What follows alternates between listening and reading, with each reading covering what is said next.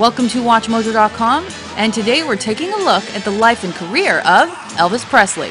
Elvis Aaron Presley was born on January 8, 1935 in Tupelo, Mississippi. His love for music began in elementary school after he received a guitar for his 11th birthday. Following high school, he caught the attention of Sun Records after recording a few songs. The label was looking for a white artist to successfully capture the feel of black music. Elvis proved to be that man during a recording session with two local musicians in 1954. The trio then performed on radio and television and worked on rockabilly recordings. Presley signed with RCA Victor in 1955. Well, since my baby left me, well, I found a new place to dwell.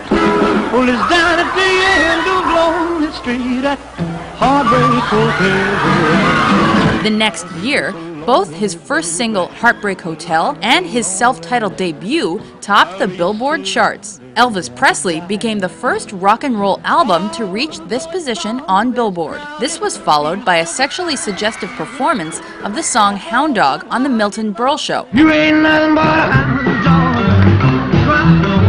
And the 1956 best-selling single, Don't Be Cruel. No, I can be found sitting home all alone. Presley became a nationally recognized star after appearing on The Ed Sullivan Show that fall. His performance of Love Me Tender led to another #1 hit and became the title of his first film later that year. Presley also released his #1 sophomore effort, Elvis, in 1956. The next year, he released 3 #1 singles and supported them with live dates that generated near riotous reactions.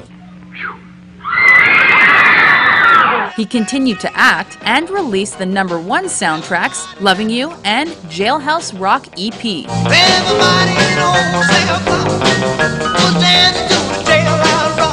1957's Elvis's Christmas album became history's best-selling holiday record. 1958 began with the #1 hit, Don't. A few months later, Presley was drafted and served almost 2 years in the U.S. Army. During this time, his label released previously recorded material, and the film King Creole hit theaters. He goes by the name of King Creole. You know it's gone, jumping like catfish on a pole. Presley returned to the U.S. in 1960 and issued several best-selling singles. Then came the #2 album, Elvis Is Back, the romantic comedy GI Blues, and its #1 soundtrack. Later that year, he found top 20 success with the gospel record His Hand in Mine, and returned to #1 with the country rock sound of the Something for Everybody LP. Most of Presley's films from the 1960s were commercially successful musical comedies. If I can't help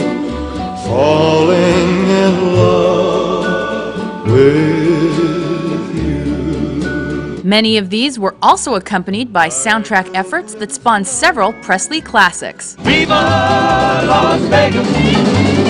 During this period, Presley also won his first Grammy for the gospel LP How Great Thou Art and married Priscilla Beaulieu, who later bore him his daughter, Lisa Marie. Both the quality of his music and sales began to decrease as his artistic output increased. Things turned around after his successful 1968 television performance, Elvis, where he was back at the top of his game. The special yielded a top 10 soundtrack album and was followed by the critically praised effort From Elvis in Memphis. In 1969, Presley acted in the musical drama Change of Habit and released the double LP, From Memphis to Vegas, From Vegas to Memphis. Then came the concert documentary and album Elvis, That's the Way It Is. We can't go on together with suspicious minds.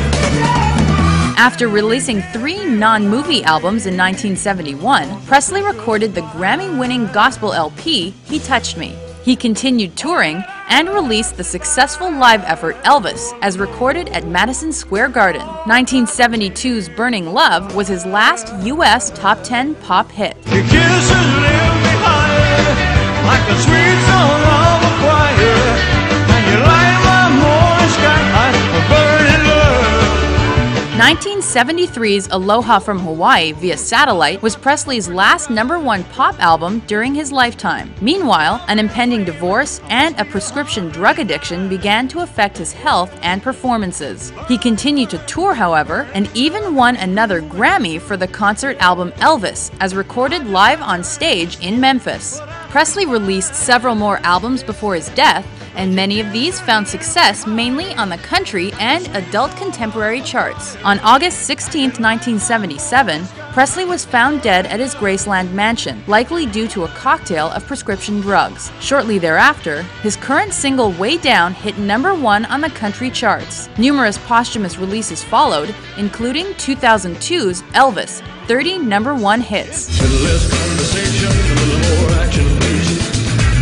With his good looks, musical talent, and rebellious image, Elvis Presley defined rock and roll and left an immeasurable impact on popular culture.